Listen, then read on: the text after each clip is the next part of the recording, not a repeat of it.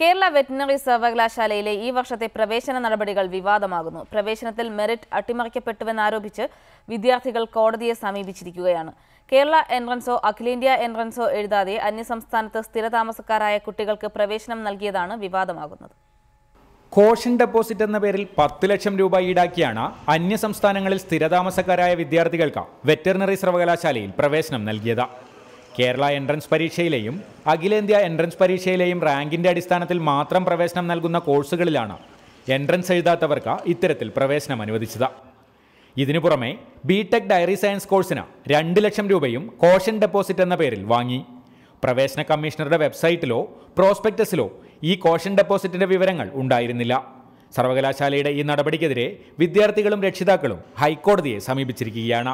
ഈ ബിടെക് വിഷയത്തിൽ caution deposit 2 ലക്ഷം രൂപ വാങ്ങിയ വിഷയത്തിൽ ബിടെക് കോളേജിൻ്റെ PTA വഴി അവർ കേസ് നൽകിയിട്ടുണ്ട്. അതുപോലെ നോൺ ഡൊമിസൈൽ അന്യസംസ്ഥാന വിദ്യാർത്ഥികൾക്ക് പ്രവേശനം നൽകാനുള്ള തീരുമാനത്തിനെതിരെ വിദ്യാർത്ഥികളുടെ ഭാഗത്തു നിന്നും SFIയുടെ നേതൃത്വത്തിൽ ഒരു കേസ് ഹൈക്കോടതി ഫയൽ ചെയ്തിട്ടുണ്ട്. കഴിഞ്ഞ വർഷം സർവകലാശാലയിൽ NRI സീറ്റ് അനുവദിക്കാനുള്ള നീക്കം സംസ്ഥാന സർക്കാർ ഇടപെട്ട് തടഞ്ഞിരുന്നു.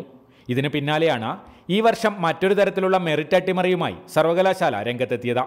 സംസ്ഥാനത്തിന് പുറത്ത് സ്ഥിരതാമസമാക്കിയവർക്ക് സർവകലാശാല തന്നെ പേരിന് പ്രവേശന പരീക്ഷ നടത്തി അന്ന് തന്നെ പ്രവേശനം നടത്തുകയായിരുന്നുവെന്നും വിദ്യാർത്ഥികൾ ആരോപിക്കുന്നു.